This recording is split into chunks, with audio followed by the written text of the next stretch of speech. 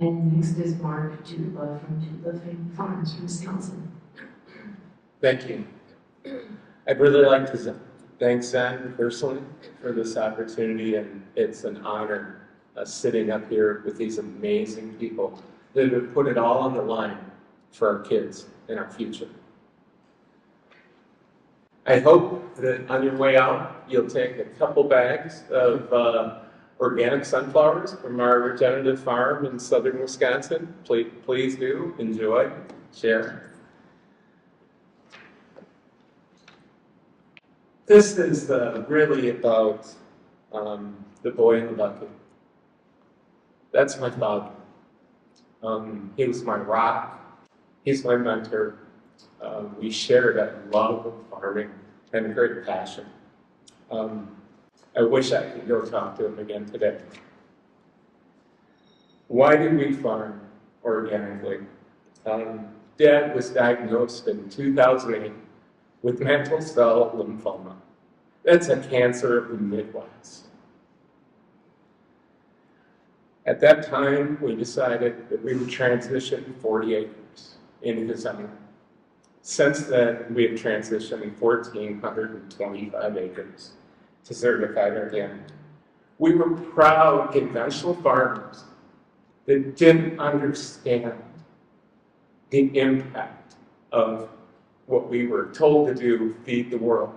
Didn't understand at what cost that was. So we had a complete paradigm shift. I had no more base. Everything I believed in was a lie. It was corruption for an industry. And so now, as a farmer, I believe it's nutrient-dense, safe food. Certainly, the safety comes from the organic and the USDA standards of organic, right? And then nutrient-dense food comes from biology and healthy soils. And just like kids, the soil is much the same. If you stop the toxic overload, we will fix the kids. If we stop the toxic overload on our soils with pesticides, the soil will heal itself. We can do this. The lymphoma doctors listed the possible causes of my dad's cancer. Exposure to herbicides, glyphosate, atrazine. Exposure to insecticides, Dad used diazinon when we raised gladiolas. Exposures to degreasers. What's a degreaser? Well, it's actually a surfactant in all the pesticides we use. And we don't even test the safety of that surfactant added to the active ingredient of that herbicide. We don't even do that. We're guinea pigs. So the formulation, that's really important of what we're using in the testing. Dad passed away in 2011. He was 73 years young. We know these things cause cancer. So what's it like treating your father with this cancer? You got that boy in the bucket, that youth, right? The daily flushing of his PICC line came directly to his heart to inject chemotherapy into his body. Dressing his wounds with honey and patches, knowing that he will never recover.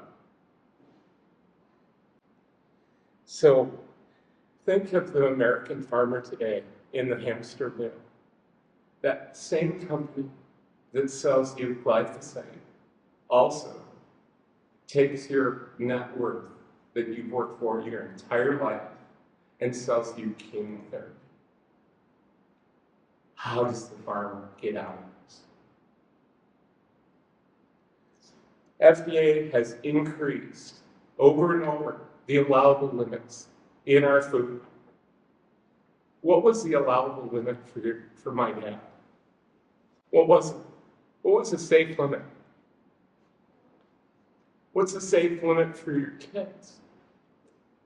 Your grandkids? What is it? Not only is organic food much safer, but it's certainly more nutritious. Organic grass-fed dairy and meats contain 50% more omega-3s. We know how important that is, the 3-to-6 ratio.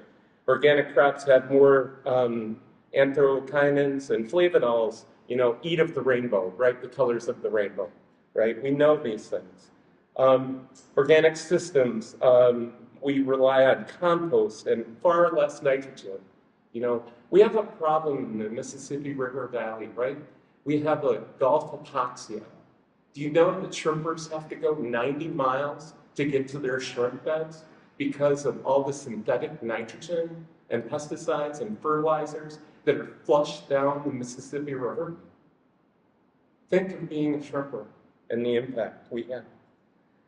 Organic crops grow more slowly, and we know that these plants produce more metabolites, which are healthy for us. Organic tomatoes have twice the concentration of a flavonoid known as quercetin. We can make a change. Organic, substantially higher concentrations of antioxidants. Can we do this? How are we going to do it? In 2022, Wisconsin K through 12, there was nearly 850,000 students in 2,000 schools and 423 school districts. They fed in Wisconsin 48 million meals. That's daunting. And we're just one little farm in southern Wisconsin. Can we do this? Well, at Doudlah Farms Organics, we have 10 classes of dry beans, 600,000 pounds of dry beans. And if a serving is 0.125 pounds, that's 4.8 million servings of beans our farm can serve your kids. Wheat, rye, buckwheat, cornmeal, we have 800,000 pounds, or 22 million servings. White and yellow popcorn, and take your sunflower seeds. We have 34 million servings that our farm can produce. We have a 3-acre CSA that we give for a share on the back 40.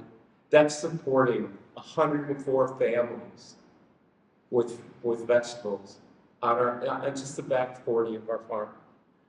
But, it's not just one farm. We have a community, we have a network of organic growers. There are 1,454 other organic growers that want to step up and supply this need. Nationally, there are 17,000 on the national database, the USDA organic database, over 5 million acres that can do this. We can do this. We can make this happen. Organic versus conventional. Yeah, the yields versus conventional are a little bit lower, 75%. Organic prices are a little bit higher, nearly 200%. Bottom line is the expenses are about 110%, but the organic net returns for the farmer is over 350% greater than conventional ag. There is the right incentive, and young people are jumping into this. One of the big drivers is organic labor per acre. We're about 180% more labor, right? Because we have to cross our fields so many times. We don't have the use of a sprayer to go back and kill all the weeds with glyphosate. We have to do it other methods. The navy beans in this picture, I'm out there with the swather 2 weeks ago producing navy beans. And if you could, go to the Senate. The U.S. Senate has U.S. Senate bean soup every single day. It's a regulation. And these are navy beans. So by swathing, we don't use a sprayer to desiccate. Okay, we swath it, we get green weeds to dry back, we combine them, and we're trading chemistry for labor to protect human health, the health of our kids. We have the solutions. We don't need research. We can do this now. We came from 2,000 years of being organic. Low-hanging fruit is certainly removing the desiccant from agriculture. Reasons to consider organic farming. There's less health risks to the farmer and the family from dangerous farm chemicals. Less risk of mental health and farmer suicide. More opportunities for small family farms with more enterprises, diversification, and value-added products. Trend is increasing. Young people young farmers are flocking to organic. It is the future. They see it. Healthier soils, more earthworms, more organic matter. By the way, 0% organic matter, 0% human health. We're trending there. We got to stop killing the life in the soil and the same in our children. Organic is not the Dust Bowl of the 30s. We have no-till organic regenerative systems. You know, when we talk about regenerative ag, don't be fooled. It's not just about using more cover crops and more glyphosate, okay? How can you truly be regenerative and sustainable if you're contaminating the surface waters and our drinking water with pesticide? There's no undo button to clean that up. So this is actually Crimp Zero rye, or we're no-tilling soybeans in on our farm. You know, armored and weatherproof the soil. We have the technology. The next slide, please, shows that looks like a GMO field. That's actually an organic field of soybeans using that system of Crimp Zero rye. It is possible to regenerate the soil and still have clean fields. The technology that we have for the war on weeds. Here's a burner, 2 LP tanks, right? Burn off those weeds before your crop comes up. We have an electric weed zapper that we can zap what we miss through, next slide please, what we miss after cultivation or what comes through the rye cover crop mat. And today, this isn't your great-grandfather's organics. We have AI machines identifying the weeds and controlling the lasers, and soon they're autonomous. I won't even be in the seat. I can't afford one of these yet. They're about $1 million. We use biodynamic farming practices. Here's purple body vetch and rye that we're incorporating biodynamically before corn. By the way, if we're talking about climate, are you aware that the United States, 48 states, uses 1% of the entire world's energy in the form of synthetic nitrogen applied to the 48 states? Yeah, and those poor shrimpers, right? We use RTK elevation. We collect 26 satellites, and we can farm sub-inch. I can actually text you and drive my tractor at the same time. It's amazing. We have camera-controlled cultivators that know exactly where the row is. This is a huge deal. This isn't your great-grandpa's organics. This is 21st century, taking the best technology of what we have and applying it towards agriculture. Imagine if we took the budget of some of the chemical companies and applied it to organics, what we could do. We also are solving the issues. Here's prairie borders and buffers to meet the organic standards. When my neighbor sprays glyphosate, I can't have that drift on my field. So I plant 40 feet of native fir on the edge. Now imagine if you had a bunch of organic farmers doing that, and we could connect all the habitats in a state, in a region. We could solve the pollinator crisis, okay? It's that simple. It's the old, movie Field of Dreams. If you build it, they will come. Well, it's that simple. If you plant it, they come. Let's use Wisconsin as a state model. Legislate off of what is working with the USDA pilot grant programs farm-to-school programs in Wisconsin and other states. And thank you yesterday for giving the USDA giving $60 million to systems to help feed our kids. That's a great step. But we need your help because we got to remove the toxic chemicals from our food. Okay? We need part 2 or we don't have a future. Invest in our school luncheons, right? Or invest in sick care. Aren't we going to spend the money either way? Why not invest in our future? Organic. Give our kids a chance. The goal being, as John said, zero toxicity. Nutrient-dense, safe food allows every kid to be a potential honor student. Don't we want honor students as our future? Not sick care?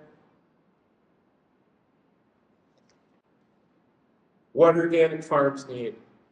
Long-term commitments. I have 7-8-year rotations.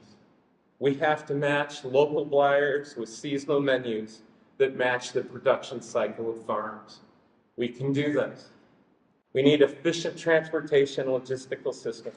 We need financing partners. We work with some great people, Flanagan State Bank, Iroquois Valley, and Mad Ag, and they're underwritten by the USDA low-interest loans that makes all this work.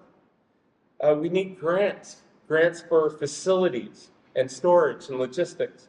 You know, a lot of schools don't have the time to actually peel and slice the carrots, so we need minimally processed facilities there. Many crops, you know, are made once per year. We got to store that. You know, school lunch programs feed kids more than 180 days out of the year. Just-in-time logistics.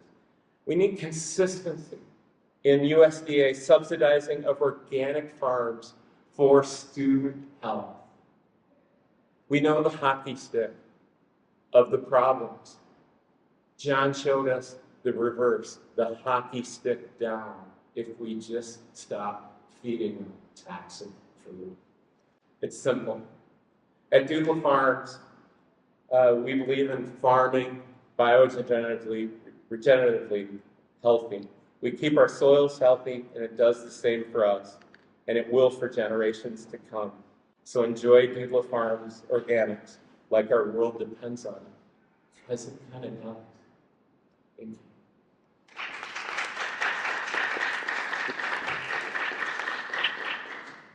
You've seen the hockey stick of our kids' health. It's now. We have to do this now. We have to act now. We have to have the right incentives. Unshackle our kids from the chemical toxicity of food lunch programs. Unshackle our organic farmers to help. I need your help. We can do this. We need you to act with the pen and the right legislation to provide the right incentives to ensure that we have a future as a country.